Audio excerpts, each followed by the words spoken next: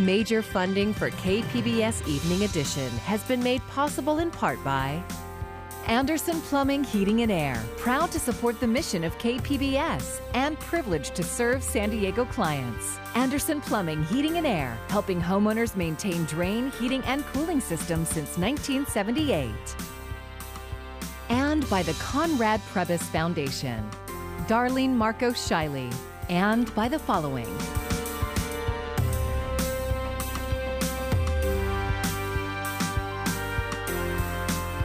And by viewers like you. Thank you. Good evening. It's Tuesday, October 19th. Thank you for joining us. I'm Maya Millete, and we begin tonight with breaking news in the disappearance of missing South Bay mother Maya Millete. 9 months ago, the mother of 3 disappeared from her home. Thousands have searched each week without a trace. But now a break and an arrest. KPBS reporter John Carroll is live in Chula Vista, where a police news conference just ended. John, what is the latest? Maya, the announcement was made here just a short time ago by Chula Vista Police Chief Roxana Kennedy, along with District Attorney Summer Stephan. It comes after months of agony for the family and friends of Maya Millete.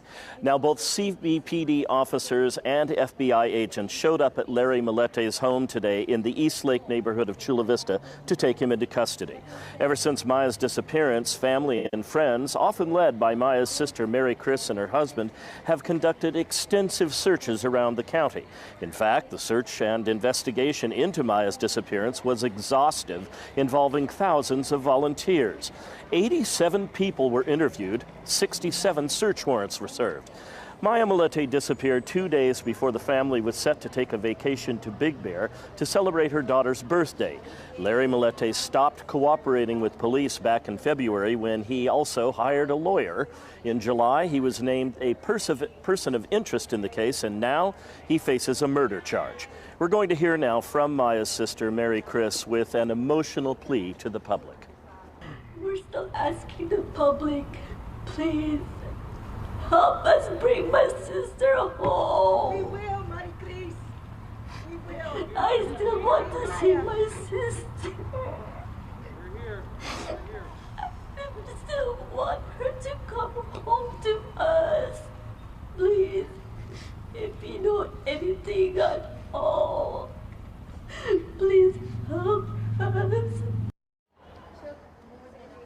Officials here stress that even with the arrest of Larry Millete, this investigation is ongoing. They did provide a number of new details this afternoon, including one very important one that they asked us to pass along to all of you.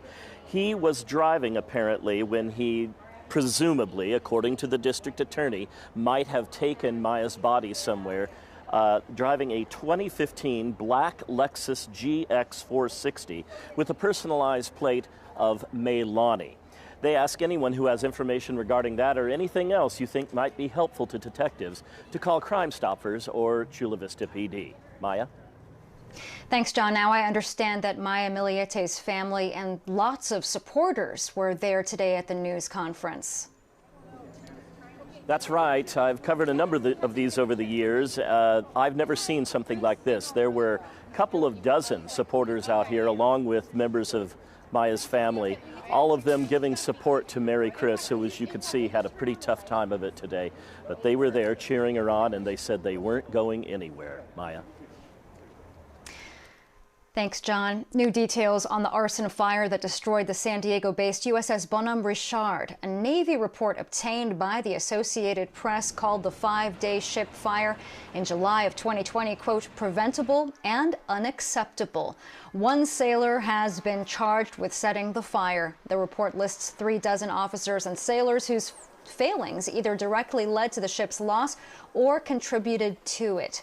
The findings include failures with training, coordination, communication, fire preparedness, equipment maintenance, and overall command and control. The Defense Department unveiled its COVID-19 vaccine mandate for its civilian workers. Workers who refuse to get vaccinated could face several repercussions. Those include a 2-week suspension without pay and possible termination for, quote, failing to follow a direct order, end quote. The deadline to get vaccinated is November 22nd. Civilian workers who have vaccination exemptions or have a pending decision on the issue will not be subject to the enforcement actions. Millions more Americans could soon be eligible for COVID-19 booster doses. KPBS health reporter Matt Hoffman says as federal regulators work through the approval process this week, local health systems are preparing to roll them out. We have plenty of supply, and we are ramping up for the scheduling. Kaiser San Diego Assistant Medical Director Dr. William Sang says they are getting ready to deliver Moderna and Johnson & Johnson booster doses if given federal approval this week. I think we are much better prepared this time around, so we're able to get all the appointments out, get them planned early. Last week, an FDA advisory panel gave its okay for Moderna and Johnson & Johnson booster shots. That comes after federal regulators approved Pfizer boosters a few weeks ago, and Sang is anticipating a similar rollout for Moderna and J&J. The CDC okayed Pfizer boosters for those 65 and older, people 18 and over with underlying medical conditions, and those 18 and over working in high-risk settings like healthcare. 65 and older who live in a long-term care facility, there's no question they should be the ones to first get this, because in the Israeli studies, they did see that their immunity waned and they did get sick more. Sang says the vaccines still offer good protection against hospitalization and death, but protection against infection in general is what boosters are targeting. If we prevent ourselves from getting infected, then we're not going to spread it. And we're asking the vaccines to do something that it wasn't initially planned to do, but it's done a great job. There's still no word on booster recommendations for everyone who's been vaccinated, and Sang says it's still unclear if COVID-19 shots will become annually recommended like the flu. Is there going to be different strains that require a new vaccines every year? We just don't know. We don't have enough evidence on that yet. Sang says San Diegans should be proud of having 2.2 million county residents already fully vaccinated, but he's encouraging those unvaccinated to get it done ahead of the holidays. To be able to get out there again for Halloween and Christmas, we need to be fully protected so that we can do this. Depending on federal approvals, Moderna and J&J boosters could be available in San Diego by the end of the week. County officials are reporting just under 90,000 residents have already gotten their Pfizer boosters. Matt Hoffman, KPBS News. There is still strong pushback against COVID-19 vaccine mandates, particularly among some law enforcement agencies. This despite COVID being the #1 killer of police since the start of the pandemic. Daryl Forges has our report. From coast to coast, pushback against vaccine mandates is spreading. In Chicago, a showdown between the mayor and the police union over COVID-19 shots. About 4,500 officers failed to report their vaccination status by the city's deadline, meaning roughly 35% of the force could be placed on no-pay status. I really hope that the men and women of the Chicago Police Department, who have been fed a lot of stuff, that's the most polite and appropriate word I can use in this forum, are not going to ruin their careers. In response, the Chicago Fraternal Order Police filed a lawsuit alleging the city failed to comply with the collective bargaining agreement status quo, while the city has filed its own lawsuit against the police union. You have to negotiate with us what that looks like. The city has refused to do that. Our moniker all week has been hold the line for a reason. In Los Angeles County, the sheriff says he won't force his 18,000 employees to be vaccinated despite a county mandate. Meanwhile, some officers in Washington state are leaving the force altogether. For medical freedom and personal choice, I will be signing out of service for the last time today. Also in the Evergreen State, Washington State football head coach Nick Rolovich and 4 assistant coaches fired for refusing to get the COVID-19 shot required for state employees. Rolovich citing private reasons. Daryl Forges, KPBS News. Like many school districts around the county, bus routes in the Poway Unified School District have been cut this fall because of a shortage of drivers. As KPBS education reporter MG Perez shows us, an aggressive recruitment effort is now underway, and benefits are attracting some candidates to consider a career change. You're making sure that your windshield wiper is in good shape. Sung Lee is getting to know every inch of this school bus, from windshield wipers to exit doors. Lee is one of a dozen new trainees here at the Poway Unified School District's Transportation Department. The district is short of more than 40 school bus drivers needed to accommodate every student requiring transportation.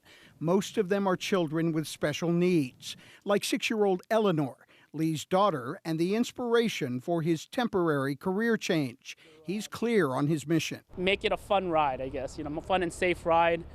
It's the first part of their day and the last part of their day. It's important to kind of have that be the face of the school as well. Lee is putting his real estate business on the back burner for this school bus training. The Poway district is serious about getting as many new school bus drivers behind the wheel as soon as possible. The job offers full benefits, and it does not require a commercial license to start the program. The Poway program offers 30 hours of classroom training and all the required curriculum to obtain a Class B commercial license with medical training and certification to drive a school bus. There's an additional 30 hours of driver's training, too. The Help Wanted sign is up, and district officials are aggressively seeking applicants for the job, with a starting pay rate of $19.30 an hour, topping off at $23.52 an hour. There are plenty of openings. At the start of this school year, we collapsed over 12% of our routes, which represented 15 bus routes off the road, not because we didn't need them, but because we had to. Sung Lee hopes to have completed his training and passed the required California Highway Patrol test before Thanksgiving, so he can surprise his daughter with a special pickup in his new school bus. MG Perez, KPBS News. Today, San Diego County supervisors voted to develop an ordinance to regulate so-called ghost guns, homemade guns that don't have serial numbers, making them untraceable. KPBS reporter Melissa May has more on the vote and public reaction. The vote was 3-2, directing county staff to develop the ordinance. It will include a ban on possession or distribution of non-serial numbered parts used to build the ghost guns. You see these tragedies, you see things you know will work, you feel like they never get advanced, but today in San Diego County we advanced one. Supervisors Nathan Fletcher and Tara Lawson-Reamer proposed the ordinance, working with officials from the city of San Diego, which has already passed its own law. They also worked with members of the community. So much of this was developed in partnership with incredible advocacy groups, community groups, individuals who have been fighting for common sense gun safety legislation for a long time. The vote came after public comment from opponents who expressed concern about their Second Amendment rights. Some said ghost guns are not an issue. Brady campaign spokesman Steve Lindley, a former National City police officer, disagreed. Ghost guns kits come packaged with everything needed to build a modern firearm in less than 30 minutes, have no serial numbers, and are sold and purchased without a state or federal firearm background check. Without a serial number, these firearms cannot be traced to its owner or distributor by law enforcement. The supervisors also heard from Stephen Abrams, who spoke on behalf of Team Enough, a youth-led organization trying to end gun violence. I actually bought a ghost gun kit as a minor. I did this because I wanted to show how accessible these parts and kits were. Supervisors Jim Desmond and Joel Anderson voted against the proposal. The county staff is now tasked with developing the actual ordinance language around ghost guns and the safe storage of firearms. They will return to the board within 90 days. Melissa May, KPBS News. Former Congresswoman Gabrielle Giffords, who survived a mass shooting, unveiled a gun violence memorial in Los Angeles today. The memorial in Exposition Park features 3,400 vases with flowers, one for each person who lost their life to gun violence in 2020. Giffords is calling on LA lawmakers and members of Congress to take action and prevent further tragedy. We are at a crossroads. We can let the shooting continue, or we can act. We can protect our families, our future. We can vote. We can be on the right to the history. Giffords began the nationwide tour at the National Mall in Washington, D.C., where she and her team placed over 40,000 vases to represent the nationwide total of gun violence deaths.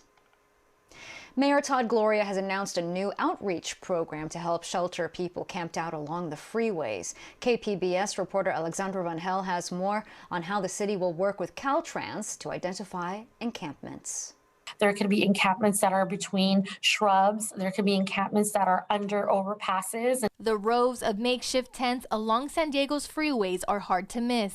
It's a health and safety issue for both the homeless population and drivers speeding by. Havsa Keika, head of the city's homeless strategies and solutions, says these new resources and coordinated effort with Caltrans will make an impact. With the governor's initiatives and funding coming down the pipeline, we find this to be a great initiative in partnership with Caltrans. Keika says they'll be working with CityNet, a nonprofit that is focused on street outreach. We know very well that there is not enough providers within the city. And so by bringing CityNet to have this initiative with Caltrans in partnership with the city is really setting up a program to expand the service base. Sean Rizzuto with Caltrans District 11 says they've been working with homeless outreach organizations for a while now, but this targeted funding is what's needed. Rizzuto says homeless encampments along highways have doubled since the start of the pandemic. He estimates there are about 150 homeless encampments along Caltrans right-of-ways. Just moving them back and forth isn't really a solution. The solution really is a social outreach and dealing with each individual's unique issues that have led to their unsheltered status. Coordinated outreach teams with CityNet and Caltrans are expected to deploy in the coming week. Efforts will include wraparound services to provide shelter placements, transportation, and mental health support. Alexandra Rangel, KPBS News. San Diego County is moving closer to getting a workable climate action plan that stands up to legal scrutiny. County staff is reviewing progress tomorrow on a plan that has the potential to change the way the county grows. Here's KPBS environment reporter Eric Anderson. We're in Escondido, right across from the Transit Center. J.P. Thaberge stands next to the West Valley Parkway. We have a brewery, brew pub over here. We have a bunch of retail down that way, all within walking distance. We have a supermarket, we have fast food, we have restaurants. But the focal point for Thaberge is the new apartment complex across the street from the Transit Center. He says it's the kind of development urban planners talk about when they discuss smart growth, the idea that clustering housing and services is the way to plan for the future. In the same footprint that you might have like 3 or 4 homes, because this is actually not even that big a lot, you can have 250 units. And the advantage is that people who do live here, you know, they're not paying rock bottom prices. These are nice units. It is exactly the opposite of the kind of housing development major builders have spent a lot of money pushing for in San Diego County. Sprawling backcountry housing tracts that plop homes into rural parts of the county would add huge numbers of vehicle trips to local roadways. That hurts state-mandated efforts to reduce carbon emissions because cars and trucks are the biggest source of greenhouse gases. That's why urban developments like the one in Escondido are exactly what environmentally conscious planners see as the future. Less driving, more of this means less driving, less pollution locally, and also less contribution to greenhouse gases, which is what the state is desperately trying to get every jurisdiction to do. San Diego County is hoping to be carbon neutral before the state requires it in 2045. That's where the County Climate Action Plan can play a key role. That planning document will draw the roadmap that will help the county grow and reduce the amount of greenhouse gases that are emitted. San Diego County Supervisor Nathan Fletcher says the county has famously tried to do the bare minimum when it comes to building a climate action plan. He says the current board is changing that. Given the number of times that the courts have thrown it out, I think it's really important we get it right. The Climate Action Plan is just one part of a regional strategy aimed at charting the county's future. The document will have to work with the San Diego County General Plan changes, housing forecasts set by the San Diego Association of Governments, and include San Diego County plans to reduce the number of vehicle miles traveled on local roads. Fletcher says carving out a legally defensible plan takes effort. We're doing the really hard, difficult, gritty work of putting these pieces together so that we can both meet our region's housing need and we can meet the environmental obligations we have. Wednesday's meeting is the second time staff has updated supervisors on the Climate Action Plan. That's a change from the past, but Fletcher concedes the process still takes time. We don't expect to complete our climate action plan until sometime in probably 2024, but we are working diligently to get it in place and to lower greenhouse gas emissions and do our part to tackle climate change. We have to make sure at every level of government, we're taking unprecedented action as fast as possible to slash emissions and to prioritize climate justice. Noah Harris works for the San Diego Climate Action Campaign. He's not encouraged by the long timeline, but he is pleased the county is talking about a commitment to decarbonize the region. And Harris says that's good for San Diego residents who usually feel the impact of bad planning. We know that the climate crisis and environmental injustices have and will impact low-income communities and communities of color first and worst.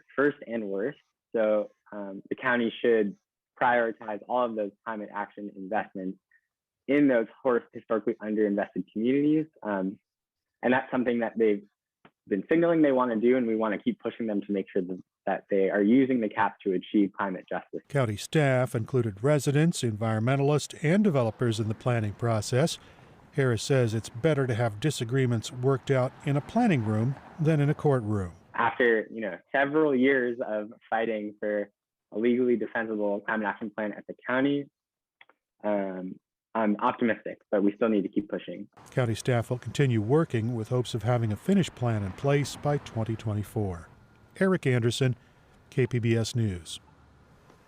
Water levels in California have reached historic lows as the drought continues, but a new water facility in Encinitas is expected to help with conservation. Today, officials cut the ribbon on the San Elijo Water Campus. It includes a brand new facility and 90,000-gallon underground tank to catch and store stormwater, so runoff returns to the system instead of going into the lagoon or the ocean. Where people thought you don't put stormwater into the sewer system, and we believe we can strategically, so we can capture that water, prevent the pollutants from going into sensitive water bodies, and then reuse that water as part of our local water supply. That new stormwater system will join the larger wastewater recycling program, which treats more than 5 million gallons of water per day. It helps provide water for Encinitas, Solana Beach, Del Mar, and parts of Rancho Santa Fe.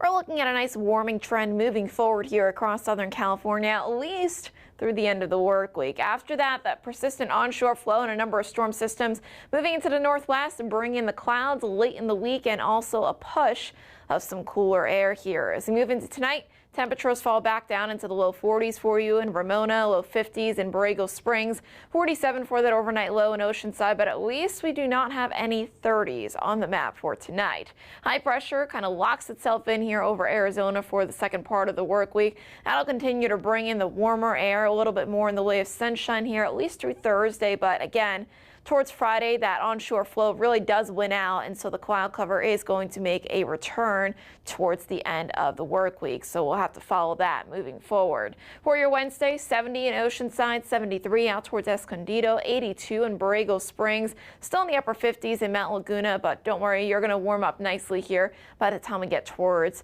the later part of the work week. Should make it back up into the 60s. Near the coast, temperatures go from about 70 degrees on Wednesday back up into the mid-70s on Thursday. But again, the warm-up is short-lived because by Friday, we'll be back down to about 70 degrees and do expect a good amount of cloud cover there during the early morning hours with some patchy fog and some sunshine throughout the afternoon. Further inland, we go from the low 70s to close to 80 degrees on Thursday. Nice warm up, still in the mid-70s on Friday, but after that, Saturday and Sunday, we'll see a big drop off back into the 60s with more in the way of cloud cover and certainly some cooler air. In the mountains, we go from the 50s to the 60s for Thursday and Friday, and then after that, more cloud cover, cooler weather begins to move on in, and a pretty similar pattern in the deserts too. Temperatures go from the low 80s on Wednesday, close to 90 degrees by Friday, but after that, we too feel a cool down with more cloud cover for the weekend and cooler temperatures. For KPBS News, I'm meteorologist Jessica Pash. A San Diego school board candidate continues to defend his checkered history, but his latest explanation raises even more questions. iNewsSource investigative reporter Jennifer Bowman has more. Before Ty Humes ran for San Diego trustee, he was president of the Del Mar Schools Education Foundation. iNewsSource previously found a 2017 fundraiser that he organized for the nonprofit left unpaid bills and nothing in proceeds. Now, his new statement reveals far more is owed, possibly as much as $90,000. Humes won't pay and still blames an outside organizer. The foundation, meanwhile, has stayed silent on its role in the event, and some donors are calling on officials to start talking. For KPBS, I'm iNewsSource investigative reporter Jennifer Bowman. iNewsSource is an independently funded nonprofit partner of KPBS. I'm Judy Woodruff. Tonight on the NewsHour, Democratic divide. New optimism from key lawmakers that an agreement will be reached over President Biden's domestic agenda. Coming up at 7 after Evening Edition on KPBS. Here's another look at today's top story. The husband of a Chula Vista woman who was last seen more than 10 months ago is under arrest for her murder. The last time anyone saw Maya Millete was on January 7th. Her husband, Larry, was named a person of interest in the case several months ago. Police say the investigation is ongoing and they're asking anyone with information regarding her disappearance to come forward. And you can find tonight's stories on our website, kpbs.org. Thank you so much for joining us tonight. I'm Maya Trabulsi. Good night. Major funding for KPBS Evening Edition has been made possible in part by Anderson Plumbing, Heating and Air, proud to support the mission of KPBS and privileged to serve San Diego clients. Anderson Plumbing, Heating and Air, helping homeowners maintain drain, heating, and cooling systems since 1978. And by the Conrad Prebys Foundation, Darlene Marcos Shiley, and by the following.